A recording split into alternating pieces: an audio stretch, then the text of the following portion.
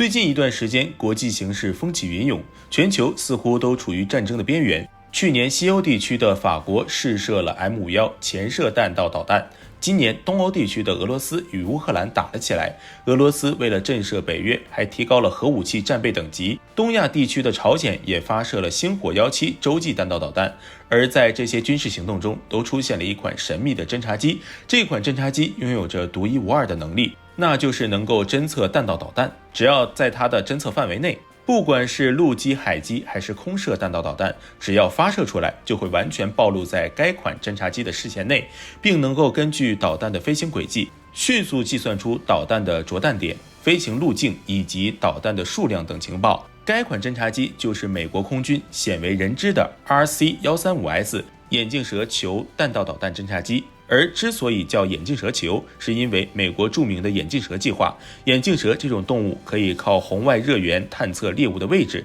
所以美军就把自己监控他国弹道导弹发射和太空活动的一套体系称为眼镜蛇计划。这套体系包括陆、海、空、机3种雷达，都以眼镜蛇命名。陆基的是 ANFPS-108 雷达代号眼镜蛇迪恩，海基的是 ANSPQ-11 雷达代号眼镜蛇朱迪，空基的就是今天要介绍的 RC-135S 代号眼镜蛇球。而美国也是唯一一个将弹道导弹侦察系统搬上天的国家，由此可见美国作为蓝星头号老大的军事实力。该款侦察机的研制背景要追溯到美苏冷战时期，上世纪50年代初期，美国波音公司成功研制出了波音707客机，该飞机是美国第一种喷气式客机，它的出现代表了当时客机的研发方向。不过由于出现的时间早，这类客机存在着没有性价比、较高的故障率以及加压等配套系统不成熟等隐患，所以在波音707客机刚问世时受到了大量的质疑。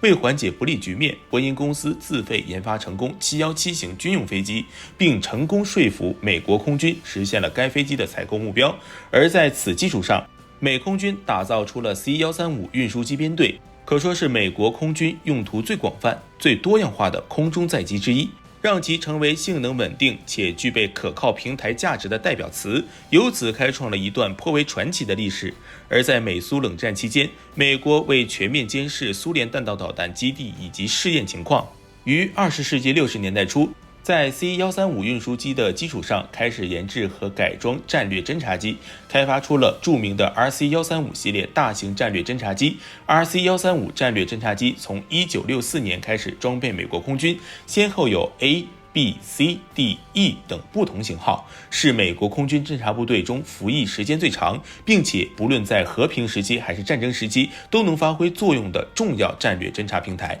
而 RC-135S 眼镜蛇球就是在这些前辈的基础上改良而来。该款侦察机极为特殊，专门负责侦测弹道导弹，因此全球只有3架，而其中的2架就部署在日本冲绳的嘉手纳基地。RC-135S 眼镜蛇球侦察机机体长46.6米，翼展44.4米，机高12.95米，跟普通的波音707客机尺寸相当。装有4台普拉特惠特尼公司的 TF33P9 涡扇式发动机，单台推力16000磅，最大航程可达 1.2万公里，飞行高度通常在15千米以上，巡航速度为每小时860公里，续航时间可超过12小时。由于装有空中加油装置，因此空中滞留时间最长可达20小时。RC-135系列侦察机型号众多，目前服役的就有 RC-135V 型与 W 型等繁多型号。RC-135S 眼镜蛇球侦察机从外形上与其他的 RC-135系列侦察机相似，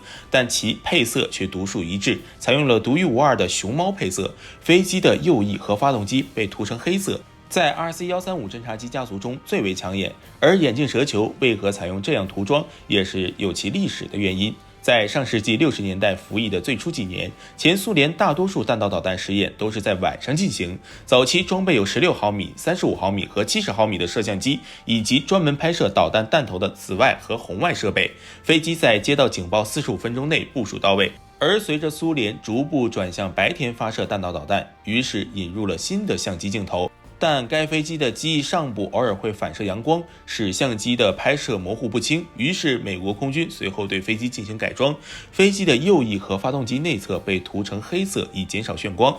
尽管随着技术进步，目前早已没必要，但依旧作为传统一直延续至今，因此该款侦察机拥有独一无二的熊猫配色，这也是 RC-135S 眼镜蛇球侦察机与其他型号的 RC-135 侦察机最为显著的区别。飞机的核心装备是一个隐藏在飞机右侧滑动门后的大型先进红外传感器，该传感器配备大型冷却装置，旨在对来袭物体进行探测。其红外传感器能够识别不同的载入飞行体，能够区分诱饵弹、弹道导弹弹头以及导弹残骸。RC-135S 眼镜蛇球侦察机经过几十年的服役，其机身和电子设备经过了多次改造，如今它的外观与最新型的 RC-135系列侦察机更加统一，机甲两侧隆起，类似于 RC-135V 型和 W 型侦察机，两种飞机也具有更多的通用性。传感器是从飞机两侧向外探测，这些传感器包括德士隆公司研制的中波红外阵列，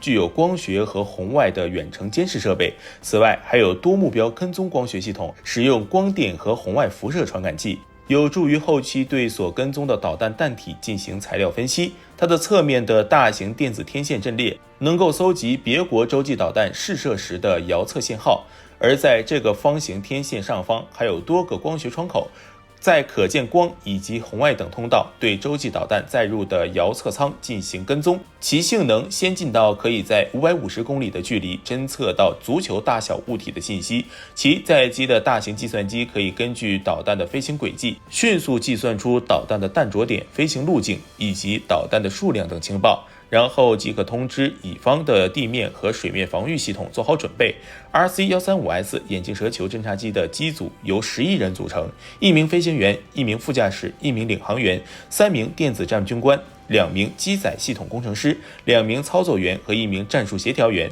操作员和电子战军官的席位位于飞机右侧，如果需要还可以增加机组人员。因为该侦察机拥有出色的性能，加上其装有的高频和极高频无线电通讯、雷达和多普勒 GPS、INS 先进的导航系统，所以 RC-135S 眼镜蛇球侦察机在执行侦察任务时，最大的好处就是无需进入敌国领空或者过于贴近敌国领空活动，可在公共空域进行侦察活动。也因为如此， RC-135 眼镜蛇球侦察机并没有配备武器系统。因为该款侦察机任务的特殊性，美国空军对 RC-135 眼镜蛇球侦察机的活动一直守口如瓶，但曾有几次侦察任务引起了公众注意。在2003年3月2日，朝鲜2架米格29和2架米格23在日本海上空拦截了一架从加手纳起飞的眼镜蛇球侦察机。在2019年3月29日，一架眼镜蛇球侦察机对印度在孟加拉湾的反卫星导弹试验进行监视。